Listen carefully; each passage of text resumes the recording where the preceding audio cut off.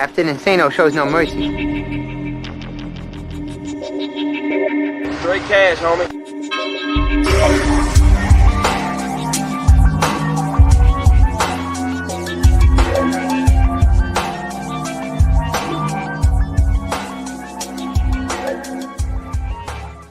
Hold on to your butts. Ooh, whoa. What's up, everybody? Welcome back to the Basic Monsters Podcast. I'm Ivan Vargas. That's Luke Nettles. And man, oh man, did the Jets ever show up in that second half? Oh my God. Yeah. It just had. It was in the hands. It was right there. And then they blew it at the end. The New England Patriots beat the New York Jets 30-27 on a last-second field goal by Nick Folk. It was a 51-yarder. Man, it was a crazy one at the end.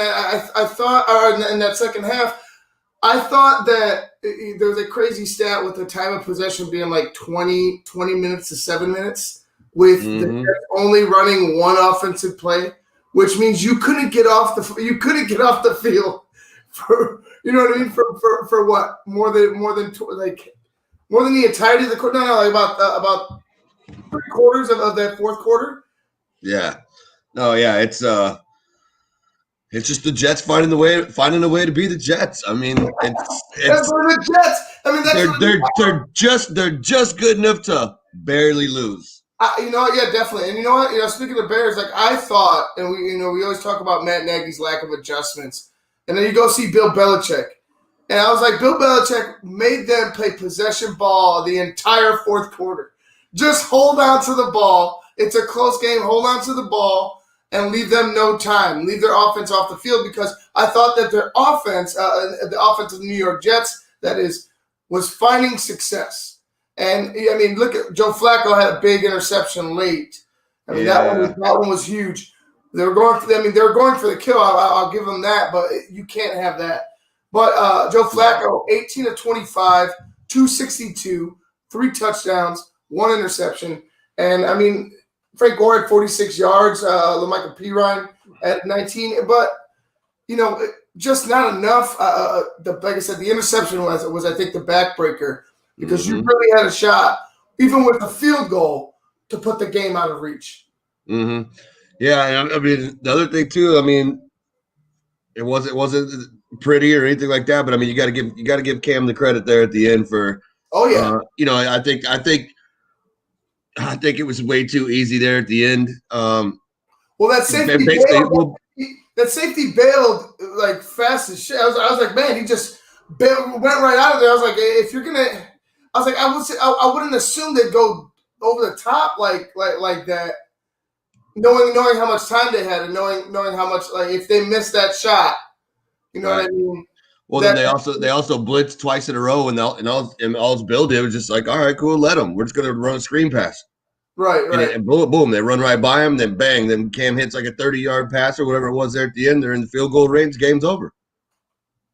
I mean, that's the high risk, high reward when you start blitzing like that. Like, you got to hit that, you got to get to that quarterback, and they almost did. They were pretty close, but Cam just was able to get it away, and then, like I said, they basically Belichick just used their aggressiveness towards them, right? And it just basically outcoached them.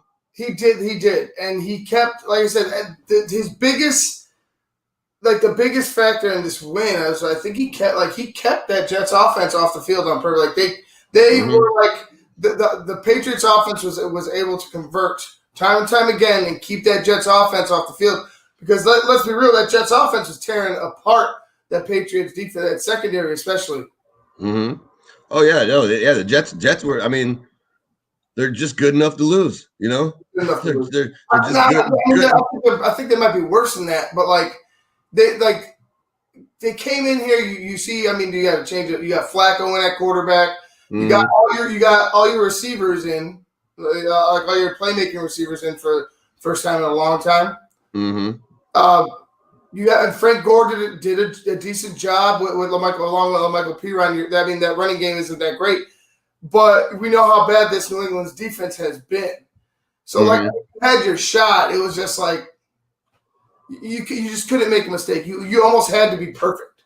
Yeah. I mean, and then like I said, if the Jets' run game was able to squeak out a few more third downs and keep that offense on the field a little bit longer. I think that would have been the turning point. But props to New England. They stopped them when they had to, and then they got they like I said, they just outcoached them right there at that last drive. Yeah, it was. That's pretty much all it was. Cam Newton, 27-35, 274, no touchdowns. No touchdowns. He had 2 touchdowns. I'm sorry, no touchdowns passing, 2 touchdowns rushing. Damian Harris led the way with 14 carries for 71 yards, but Damian Harris got smacked. I forgot who that Jets linebacker. I think he was a linebacker, but he came around so he's coming around he's coming down the sideline. He's trying to get past this wall that he has of blockers, and then right behind that wall, I got to find out who that linebacker was. But anyway, the linebacker from New York Jets slips behind this wall, gets the end of the blocking wall, and just lays a smack. It was like they let perfect. Damian Harris got to the end of his blocks at the exact time this linebacker came right through this hole, and it was an insane tackle. It was like a missile coming through, and then he put him on the ground, and he was out for quite a minute. Yeah, that's the game of football. Yeah. Right when you think you've seen it all, bang, there's that one other guy that comes out of nowhere, and it's right. That's the game. Damian Harris walked out the game after that. Yeah. He was out for a while. Did he come back? I don't believe he came back at the end. It was because it was. I was going to say I didn't remember hearing his name. It was Rex Burkhead in. Yeah. At the goal line before Cam scored. Yeah. Yeah. So I mean, that's going to be the Patriots story too. Injuries, and it's just I don't look for much from either of these teams. I mean, I think obviously in between the two, the Patriots have the better chance, but it's just they're in a weird division. Miami's might be streaking now with Tua. Buffalo decides they want to get off their ass and win a couple games again. It's kind of a weird division right now. Buffalo, I think they're just one of those teams that just kind of plays to their competition. If they're playing a great team, they play great. They play a crap team, they play like crap. It's weird because they have the makings of what we think could be a contender. It's just it's I don't know who are you week to week. Right, that's the question. We know you could compete. Right. Are you going to be that same team week in, week out, no matter who you're playing? Yeah, they just need to get a little more, just win a couple more in a row. I mean, just be more consistent. That they have to get that if they want to go and take this division.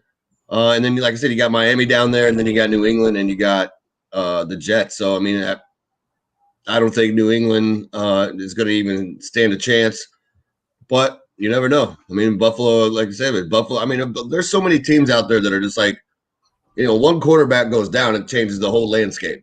Like if Josh Allen was to get hurt in Buffalo, Buffalo's done. Like that's over. That's pretty much what we just saw that exact same thing happen in Dallas. Dak went down. Then Dalton came up. Boom, he went down. And then they brought in some guy named DiNucci off the street or something. But yeah, so I mean, like these, it's getting down to that time of year where this is not the time where you want to have these injuries start popping up when you're trying to make these pushes.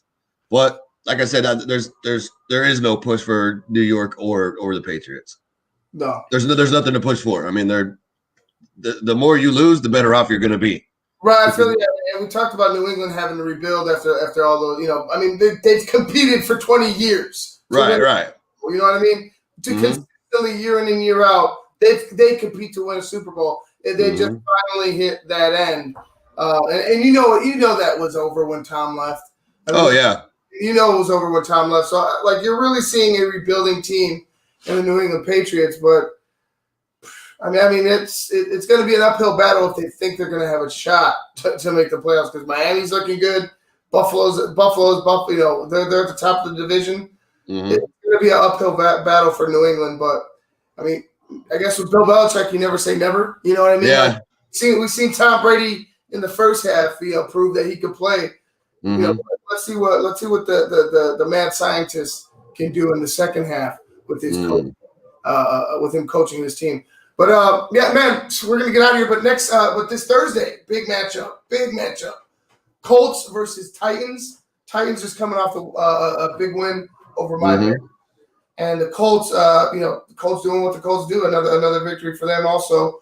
And I believe it's the matchup of Titans are 6-2, Colts are 5-3, and it's going to be interesting to see if we're going to see that same Titans team, because just like the Buffalo Bills, we saw them get out of their slump this week.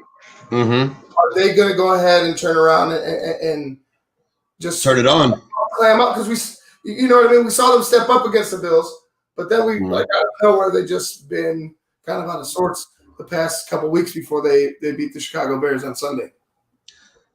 Yeah, it's I don't know. I mean, that's another team that was kind of baffling me for like the past 2 or 3 weeks. It's just kind of like, what's going on here? But I mean, who knows? Like I said, maybe that game against Chicago is the game that gets them back, gets them up for the next one. It's going to be tough. Right. One stat I'm going to tell you that'll be, I mean, it'll kind of, it wouldn't be surprising to you, but Titans fans need to be aware of is that the Bears pretty much bottled up Henry. You know what I mean? Mm-hmm. Like, they bottled up Henry. The Colts got a good defense. The Colts have a good defense. Are you going to be able to get Henry going? You know what I mean? Like, they kind of got it going late, but it really wasn't much of anything this past Sunday. Are you going to be able to get Henry going finally, going downfield, getting going downfield again with a full head of steam? And it's going to be tough. I don't see them doing it again. I think the Colts are. I think they're the best team in that division. I don't, as of right now, because of Phillip Rivers. I'll say that they have a quarterback who could just take care of business, do his job, and they have a defense that could just go ahead and flip the field at will if they really wanted to. And honestly, they just fly around. I was shocked at the speed of that Colts defense, and it's gonna just like the Bears, they're fast as well. Are they going to be able to get Henry going? And, that East and West was not working against Chicago. No. And then flip side of that, if Jadeveon Clowney comes back, are they going to be able to protect Phillip Rivers because he ain't running nowhere? Right. So that's another one. Yeah. Well, guys, this is we're gonna wrap things up here. This has been the Basement Monsters podcast. I'm tired of shit. I want to go to sleep, dude. I want to go to sleep. I think I'm gonna watch The Mandalorian and just pass out on the couch or something.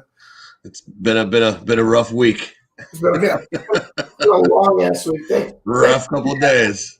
Thanks to them right there. But anyway, guys, we're going to see you on Thursday night for Colts and Titans. For Luke Nettles, I'm Ivan Vargas. This has been the Basement Monsters podcast on Sports Zone Chicago.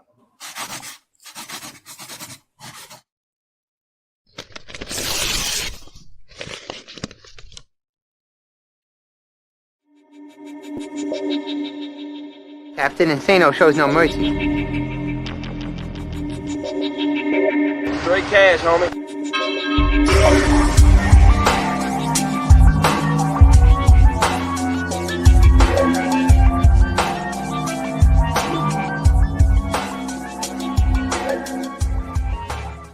Hold on to your butts.